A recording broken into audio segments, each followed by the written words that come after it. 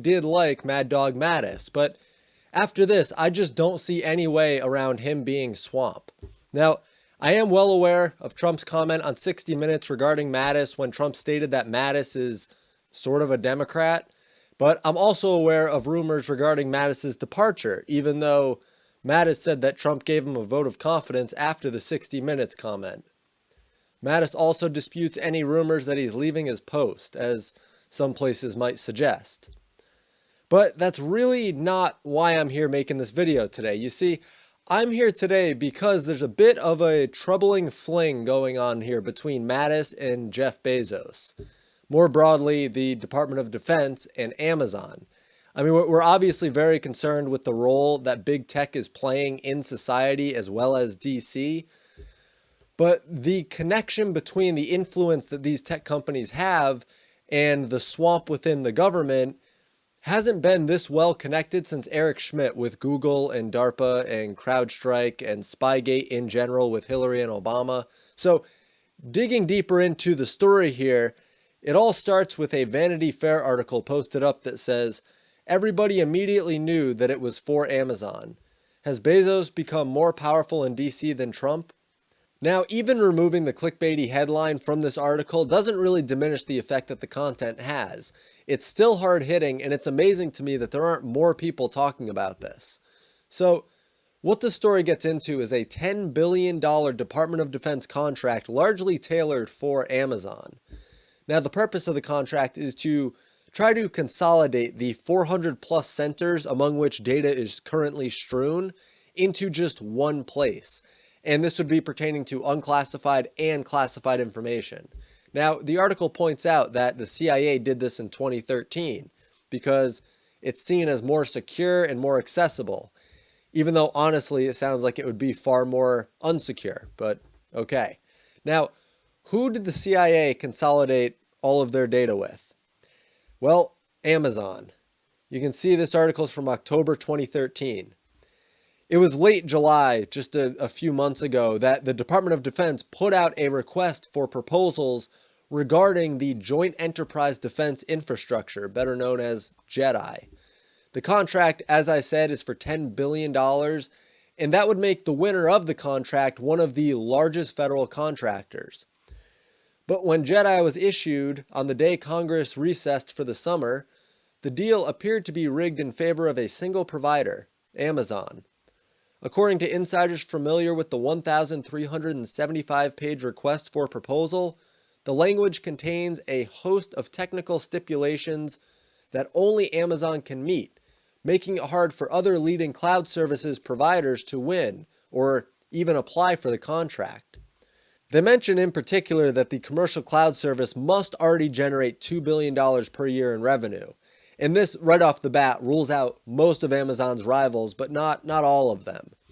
Now, the cloud provider must also maintain a distance of 150 miles between their data centers, and they must provide 32 gigabytes of RAM, whereas rival Microsoft is only at 28 gigabytes, and Google's only at 30 gigabytes, and it would cost quite a bit to upgrade.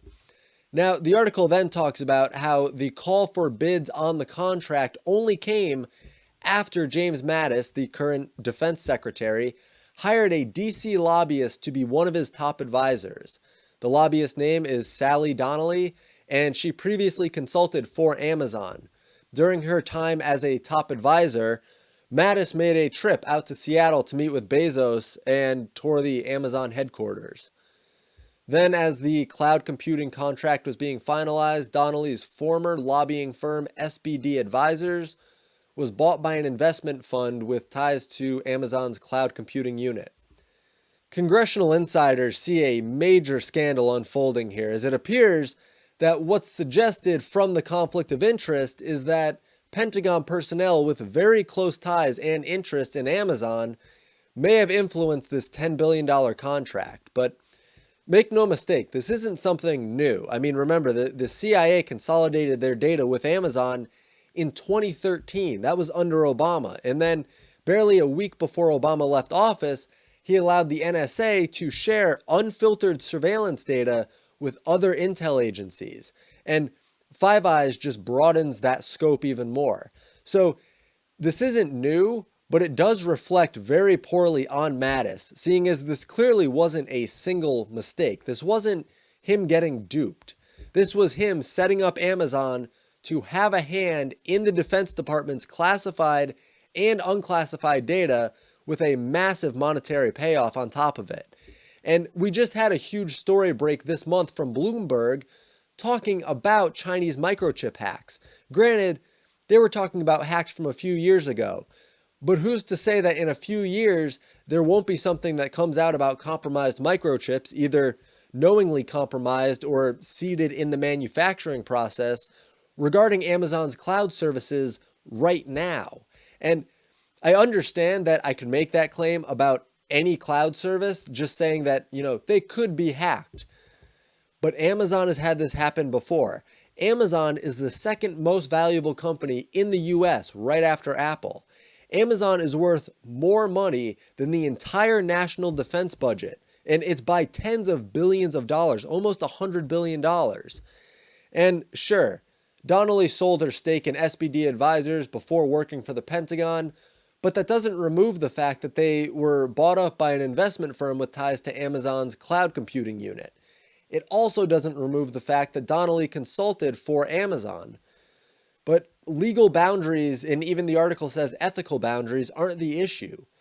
The issue is that we'll never know what was said specifically between Mattis, Bezos, and Donnelly, but it's shaping up to look like there was some break of the standard bidding process by removing a lot of the competition with seemingly unwarranted criteria. As John Wheeler says, when you have that kind of access during a $10 billion procurement, that compromises the integrity of the procurement. And he's absolutely right. I mean, he goes on to say that Amazon basically wrote the playbook. And of course, when we look at Raytheon and Boeing and Lockheed Martin and Northrop Grumman, we see the same names continuously pop up with defense contracts. So Amazon seems to be slipping into place here and securing their power over billions of dollars and massive amounts of data and political influence. I mean, Amazon insists that Bezos and Mattis didn't discuss the cloud contract, but it was right after Mattis got back from that meeting that he seemed very convinced that the DoD needed to turn over all of their data to a commercial cloud provider. The Defense Department says that neither Mattis nor Donnelly were involved in shaping JEDI, but congressional insiders plan to take a closer look at how and when Donnelly benefited from the sale of her lobbying firm. According to her financial disclosure forms, she sold her stake in SBD Advisors for $1.17 million 2 days before she went to work for Mattis, but she continued to receive payments while she was working at the Pentagon, at a time when Amazon remained a client of the firm. And in March, 2 weeks after Donnelly left the Pentagon, SBD was bought by C5 Capital, a private equity firm with direct ties to Amazon. On C5's website, they say they're working with Amazon Web Services, and their mission is to really accelerate certain startups to meet the growth opportunity being created by the geographic expansion of Amazon Web Services. On top of this, Oracle, one of the other companies competing for the contract, has filed a protest with the Government Accountability Office regarding JEDI, saying that it violates federal procurement laws. This is very clearly something that needs to be investigated further to accurately determine how far the ripples of this implicative scenario have inspired corruption. How deeply has this conflict of interest been seeded into one of the largest and most sensitive government contracts to date? I mean, in lobbying this year alone, Amazon has spent more than Citigroup, JP Morgan Chase, and Wells Fargo combined. They employ more than 100 lobbyists, along with 68 revolvers, who went from working for the government to working in the private sector.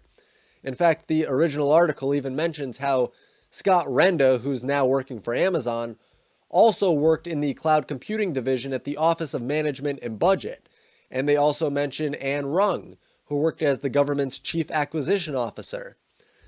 Last year, working for Bezos, Rung helped pass the so-called Amazon Amendment, a provision buried in a defense authorization bill that will establish Amazon as the go-to portal for every online purchase the government makes. some $53 billion every year. And they'd also get access to all of the data regarding what they're buying, from whom they're buying it, and in a way, how they're paying for it.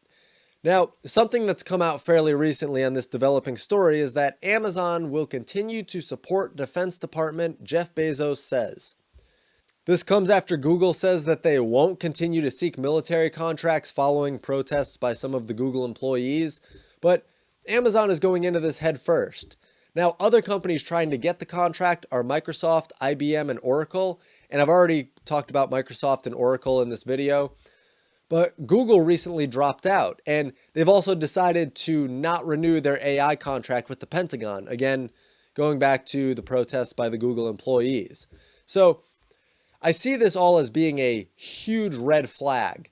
When first we see how much Bezos owns in terms of companies, subsidiaries, and overall wealth, and second, when we see how Amazon has already been a target in the past for foreign spies and foreign governments, and third, when we see that this consolidation of data seems to come on the heels of some rather implicative and suspicious events. So I'll be sure to follow this story up as more happens, but for now, that's all. So thank you immensely for watching. Please leave a like if you